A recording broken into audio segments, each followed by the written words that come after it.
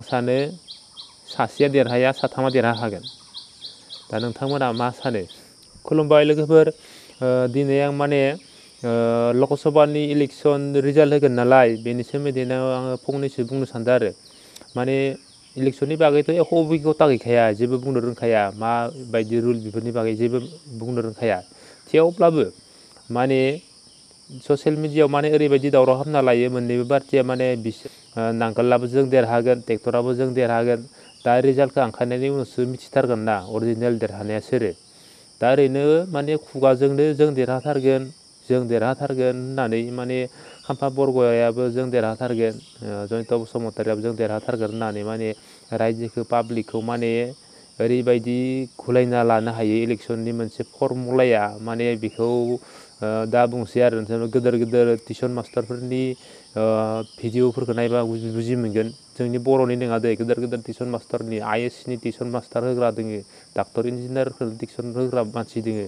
राजनितिकआव गोरों फरायनो गोरों मानसिखौनो नांखाया, जानला मेनलाखौनो नांखागो। मन्त्रि MLA आबो माने बे PO पासबाबो माने मार्कशिटफोरखौ बायना लानानैबाबो माने मन्त्रि जानो बायो। दा खोनानो मोन्दों नरेन्द्र मदिखौ बारा फरायनाङा होननानै। दा जों बेखौ मा बुंनो, बारा मिथिया जों बेखौ। आरो भारतनि जानानै नोंथांमोना सोरखौ मन्त्रि जाजानो लुगैयो कमेन्ट खालामहर। जेनेबा नरेन्द्र मदिखौ मन्त्रि जाजानो लुगैयो ना राहुल गान्धीखौ मन्त्रि जाजानो लुगैयो। आरो फारसेथिं जोंनि बिटिआरआव माने नांगोलखौ देरहाजानो लुगैयो ना ट्रेक्टरखौ देरहाजानो लुगैयो, बेनिबो कमेन्ट खालामहर।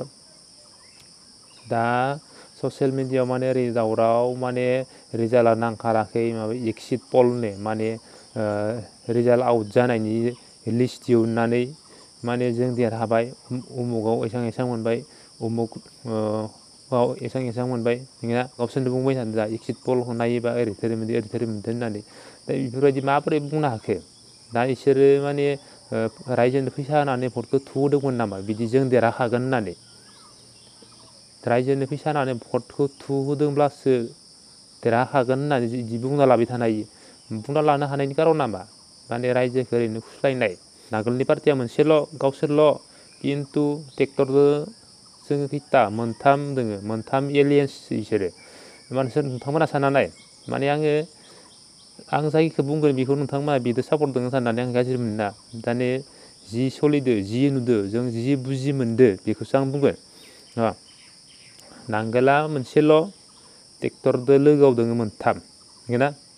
होमबा हमना ला मोनसे फुटबल गेम, खासेल' प्लेयार मोनसे साइडआव, आरो गुबुन मोनसे साइडआव खाथाम प्लेयारा देरहागोन ना खासे प्लेयारा देरहागोन? नोंथांमोना इयाव बुजि मोनखायो जे माने नांगोला मोनसेल' प्लेयार जाबाय, सासेल' प्लेयार दङ हमना ला, ट्रेक्टराव साथाम प्लेयार दङ। होमबा साथाम प्लेयारखौ देरहाखागोन होननानै मिथिखागो। होमबा बिसोरो नांगोलनिफोरा जों देरहाखागोन मानि बहा मोननै माबोरै बुंनो हाखो बिदिखौ? जुदि बिसोरो खाथाम प्लेयारखौनो हारसिं जुदि फेजेननो हामारोबा, बिसोरनियाव ओरैबायदि माने जादु मन्त्र गैयालासिनो खामानिखौ मावदो, माने रायजोनो फैसा होनानै भटखौ थुहोदो इसोरो जुदि देरहामारोबा। दा नोंसोर गाज्रि मोननो नाङा, नांगोलनि सापर्टारफोरा गाज्रि मोननो नाङा, बुंदों आं बिदि जेनेबा। दा नोंथांमोना साननानै माने बुजिनोनो मोनखायो जेरखम सासेल' प्लेयारा हागोन ना साथाम प्लेयारा हागोन, बेयाव मिथिखायो साथाम प्लेयारा हागोन इयाव। मा कारन बिसोरो मोनथाम पार्टिजों एलायेन्स दोङो। दा गोबाङानो सानदों माने बेसेबां दिन एलायेन्स थानो, एलायेन्सआ गोबाव थाखाया, बेयो मोनसे गावसोरनि सुक्ति खाना लानायसो। दा लकसभा इलेक्सन थांबाय, दा उनाव आरो BTC इलेक्सन फैसिगोन, MCLAनि BTC इलेक्सन फैगोन। BTC इलेक्सनाव बिसोरो एलायेन्सआव थायाबो जानो हायो। दा जिखियानो जा, ट्रेक्टरा देरहाबाबो एलायेन्सजों देरहाबाय, नांगोला देरहाबाबो हारसिङै देरहाबाय। जुदि हारसिङै देरहानो हायो जोबोर दुगाथाव बाथ्रा इयो, देरहामारोबा जोबोद दुगाथाव बाथ्रा, मोजां बाथ्रा। खिन्थु नांगोला हारसिं देरहाबाबो आगोलो जेसेबां खामानि मावदोंमोन, भारत सरकारनिफ्राय जिखिनि दिहुनना लाबोनो हायाखै, बिदिनो जाफिनगोन। आरो दा गोबाङानो बुंखादों माने ट्रेक्टरा मोजां खामानि मावाखै होननानै।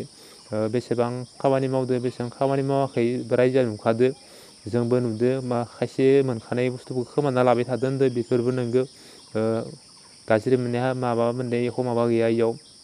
दा आरोबाव एलायेन्सआव थानानै देरहाबाबो दा बिसोरो माने BJPआ ट्रेक्टरनोबो सुबिदा होखाया नांगोलनोबो सुबिदा होखाया दा ट्रेक्टरा BJPजों थानाय कारना मा गावसोरबो मोनसे माने खायसे सम राज सालायलांनो थाखाय बिसोर एलायन्सआव थादो सिङाव थानानैबाबो माने BJPनि सिङाव थानानैबाबो माने राज सालायलांनो थाखाय एलायन्सआव दङ आरो दा जियानो जा माने BTC इलेक्सनाव ट्रेक्टरदो BJPआ एलायन्स गैया GSP एलायन्स गैयालासिनो जुदि गेलेयो ट्रेक्टरा जेनखागोन आरो नांगोला देरहाखागोन जुदि एलायन्स गैयाबा दा BJP GSP एलायन्स लायालासिनो जुदि मोननैबो माने बर'दो बर' ट्रेक्टरदो नांगोलदो मोननैबो जमा थानानै एलायन्स जानानै जुदि गेलेयो अब्लाना जोङो माने बेलेग GSPखौ बेलेगखौ माने आउट खालामनो हागोन आरो माने बर'दो बर' मोननैबो टिमदो होमबानिया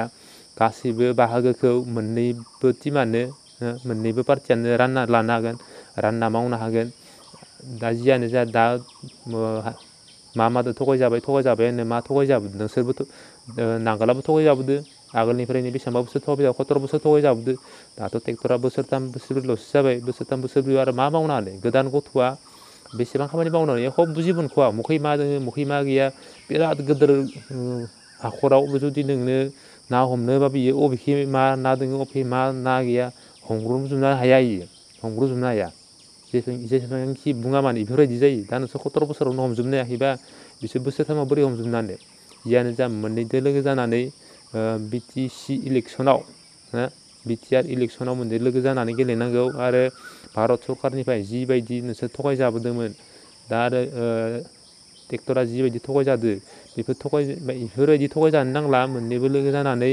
जेसेबां भारत सरकारनि बाहागो मोननांगौ बेखौ दिहुनना लाबोनांगौ अब्लासो जोङो माने मोननैबो खान्थि थागोन आरो बर' रायजोजों खान्थि लाखिनो हागोन नङाबा इखिजाय BJPआबो माबा मोनसे लगायनो हागोन ट्रेक्टरजों एलायन्स दंबाबो उनाव आरो नांगोलजों एलायन्स थाबाबो बिसोरखौ बिदिनो खालामगोन एख' बुंनाया रावबो एख' बुंनाया मोनसे इयो पलिटिकेल माखौ होनना बुङो पलिटिकेलनि मोनसे फरमुला दङ इयाव राजनितिनि मोनसे फरमुला दङ इयाव नोंथांमोना बेखौ बुजि मोनाबो जानो हायो दा जियानो जा रिजाल्टखौ मोनसिगोन आं सानो सासेया देरहाया साथामा देरहाखागोन दा नोंथांमोना मा सानो सोर देरहागोन कमेन्ट खालामहरदो भिडिअखौ जोबजासिम नायनो थाखाय गोजोन्थों